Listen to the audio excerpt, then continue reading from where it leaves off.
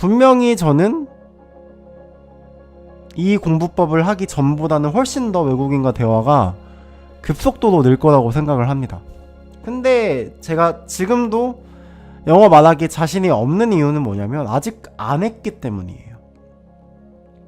제가 앞으로 800시간, 900시간 이상 인풋을 채우면은 어떻게 될진 모르겠어요. 그런데 제가 보기에는 그 시간 정도를 쓰더라도, 인풋에 쓰더라도 그때까지 한 번도 외국인과 대화하는 경험을 가져보지 않으면, 한 번도 외국인과 친구를 맺지 않으면 저는 여전히 말을 못할 것 같아요. 왜냐하면 아무리 900시간, 1000시간을 듣기 인풋을 채우고 읽기 인풋을 채운다 할지라도 어차피 저는 여전히 몰라요. 어느 상황에서 내가 어떤 말을 해야 맞는 말을 했다는 그 자신감이 없는 거예요. 그러니까 내 안에 인풋이 쌓인 건 엄청 많은데 이게 정말 맞는 건지에 대한 판단력이 없다 보니까, 그거는 문법 지식의 그런 느낌이 아니에요. 그러니까 예를 들어서 자전거를 탄다고 했을 때 자전거를 타는 방법을 다 안다고 해도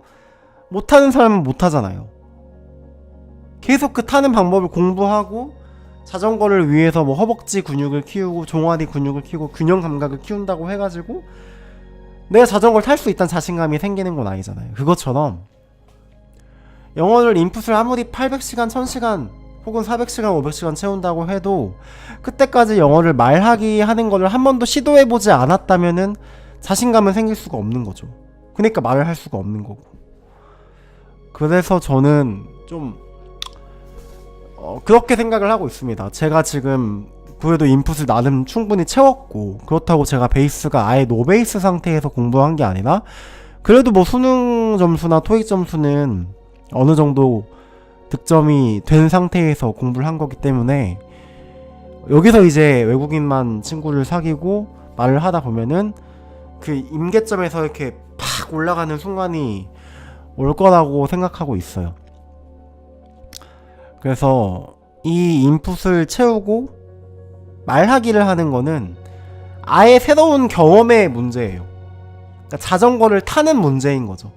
자전거를 타기 위한 준비를 아무리 해봤자 자전거를 실제로 안고 타보지 않으면 자전거를 탈 수 없는 것처럼 실제로 써봐야 한다. 그런데 중요한 것은 그 실제로 쓸 때 그동안 쌓은 인풋량의 중요성이 굉장하다.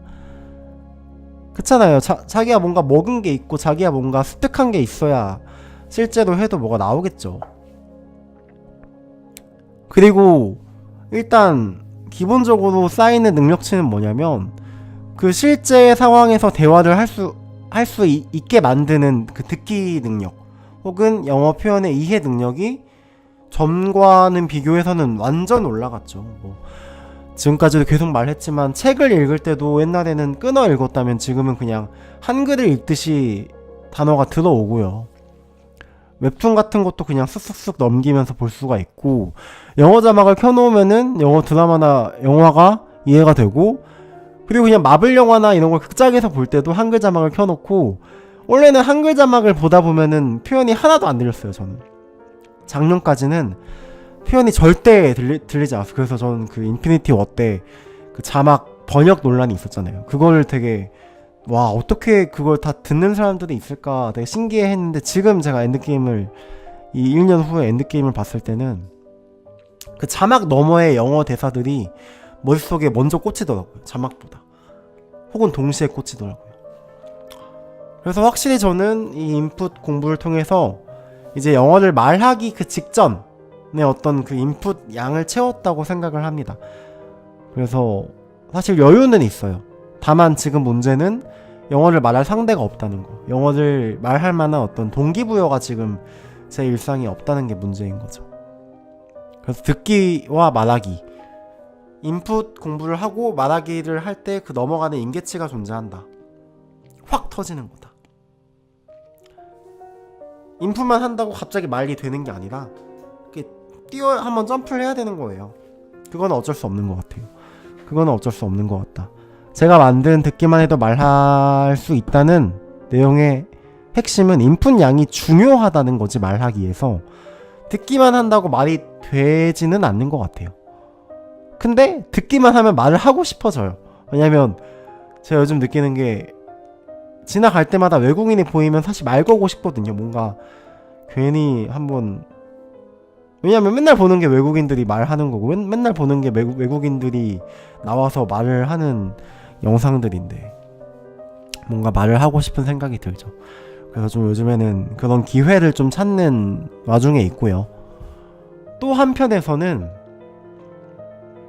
요즘 제가 영어 자막 없이 영화를 보고 있거든요. 이것도 비슷해요. 제가 지금까지 계속 영어 자막을 켜놓고 봤어요. 표현을 가능한 한 많이 익히려고. 근데 지금은 제가 이 마블 영화들 이제 되돌려 보면서 제가 봤던 영화들이잖아요. 그러니까 딱히 그 내용들을 이미 알고 있기 때문에 영어 표현을 정확하게 알 필요도 없고, 그렇기 때문에 한번 영어 자막 없이 영화를 보는 거에 좀 더 익숙해져 보자는 생각으로 지금 영어 자막 없이 마블 영화를 보고 있거든요. 근데 살짝 그것도 비슷한 것 같아요. 지금까지 영어 자막을 켜놓고 봤을 때는 당연히 영어 자막을 키면서 들으니까 다 들린다고 생각을 하고, 이 표현들이 듣기가 그렇게 어렵지 않다고 생각을 하고, 혹은 뭐 팟캐스트 같은 것들은 그 리듬이 일정하잖아요. 되게 긴 흐름의 대화가 이어지기 때문에 그 리듬에 익숙해지면서 팟캐스트가 들리거든요. 팟캐스트 같은 경우는. 근데 영화는 그 대사 하나하나의 호흡이 다르고 장면 하나하나의 시간과 공간이 다르기 때문에 이렇게 바로바로 띄쳐져 나오는 그 영어 자막 없는 대사들이 바로 들리지는 않아요.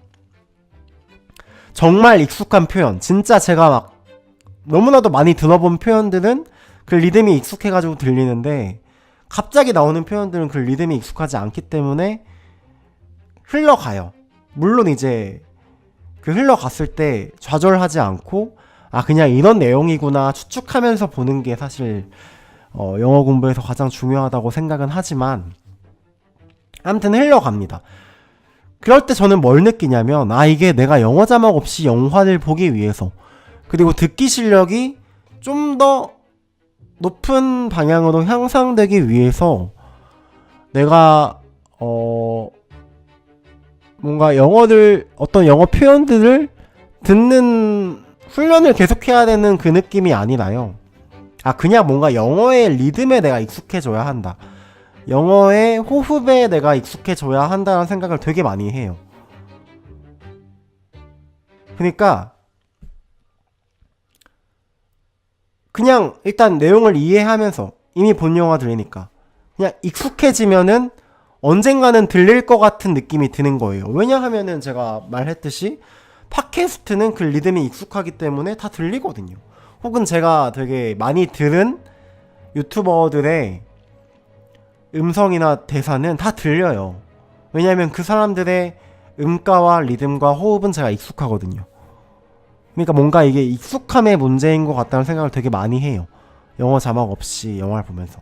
실제로도 처음에 제가 아이언맨 1을 봤을 때랑 지금 제가 캡틴 아메리카 11월을 보고 있는데, 확실히 그 처음에 뭔가 하나도 안 들리는 그 느낌과 지금 영어 자막 없이도 좀 뭔가 이렇게 들어오는 느낌이 들거든요.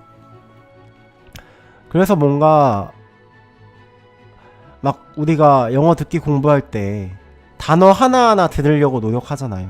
표현들 하나하나 다 익히려고 하고. 그런 문제가 아니라 그냥 영어 자체의 그 흐름과 호흡, 리듬, 그런 것들은 영어 자막을 보고는 캐치할 수 없는 것들이니까 그냥 그런 게 좀 직관적으로 제가 익숙해질 필요가 있구나 라는 걸 느끼고, 사실 이것도 되게 비슷한 맥락인 거죠. 영어 자막 없이 영어를 듣는 것도 영어를 말하는 것과 되게 비슷한 거예요. 이미 누적된 건 되게 많은데, 인풋으로 쌓인 건 많은데, 이것이 실력으로 표출되기 위해서는 익숙해질 필요가 있는 거예요. 그렇다고 생각해서 지금 이미 본 마블 영화들을 보고 있고, 또 앞으로도 이미 본 영화들을 통해서 좀 그런 거 익숙해지려고 해요. 제가 되게 감명 깊게 봤던 영화들, 뭐 인셉션, 다크나이트, 아니면 제가 한글 자막으로는 뭔가 보기 애매한데 보고 싶은 영화들, 막 고전 영화들, 막 시민 케인, 옛날 영화들 있잖아요. 바람과 함께 사라지다. 그런 명작들을 그냥 자막 없이 한번 보면은 그 익숙해지는 연습에 되게 도움이 될 거라고 생각을 해서 그렇게 지금 훈련을 하려고 하고 있습니다. 그러니까 오늘 제가 이 팟캐스트 영상에서 전달하고 싶은 요점은 이 인풋, 컴프레hen시블 인풋 공부는 정말 효과적이에요. 제가 솔직히 단언할 수 있는 것 같아요. 아니, 애초에 제가 하루에 3시간 이상을 그냥 재밌게 공부하고 있어요. 왜냐면 영화를 보는 게 공부니까. 유튜브를 보는 게 공부니까. 그러니까 시간 투여를 하는 것도 굉장히 효과적이고 습득이 된다는 그 느낌 자체가 달라요. 그냥 문제집을 공부할 때랑 시험을 준비할 때랑 완전 달라요. 한 달 한 달이 점점 달라지고 지금 5개월밖에 안 됐는데도 그 5개월 전에 저의 영어 실력과는 너무나도 차이가 날 정도기 때문에 저는 컴프레hen시블 인풋 방법을 한번 했으면 좋겠어요. 어려운 게 아니잖아요. 어려운 게 아니죠. 제가 어려운 거면 추천을 안 해요. 근데 어려운 게 아니, 그냥 봤던 영화들 또 봐요. 그런 식으로라도 해보라는 거죠. 근데 요점은 정말 효과적이지만 말하기를 하기 위해서는 혹은 영어 자막 없이 영화를 보기 위해서는 그 자체의 경험이 중요한 거예요. 그래야 자신감이 생기고 그래야 익숙해지니까. 그러니까 컴프레hen시블 인풋 방법으로 공부하는 걸 습관처럼 계속 쌓으시고 이제 말하기를 해보거나 아니면은 뭐 영어 자막 없이 듣는 것들을 좀 도전처럼 혹은 뭔가 특별하게 한 번씩 시도를 해보는 방식으로 영어 공부한다면 평생 공부할 수 있겠죠? 전 중국어도 앞으로 공부할 거고 다른 언어도 많이 공부할 생각이에요. 왜냐면 이렇게 공부를 하면서 동기가 굉장히 많이 생겼거든요. 제가 한국에서 배포되지 않은 영화를 보고 싶고 외국의 어떤 콘텐츠들을 많이 보고 싶고 그런 동기가 굉장히 많아요.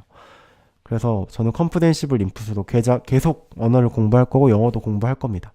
그래서 지금 영상이 한 조회수 5,000개 정도가 됐는데 그거 중요하지 않아요. 왜냐면 제가 이제 앞으로 나아질 모습을 보여줄 영상의 조회수가 전 더 중요하다고 생각을 하고 거기서 제가 전달해드릴 그 장면이 전 더 중요하다고 생각을 하거든요. 네. 그래서 어려운 게 아니니까 재밌는 거니까 그냥 마블 영화 나도 한번 다 본 거 그냥 영어 자막 없이 혹은 영어 자막으로 나도 한번 봐보시길 추천드릴게요. 컴프레hen시블 인풋 방법으로.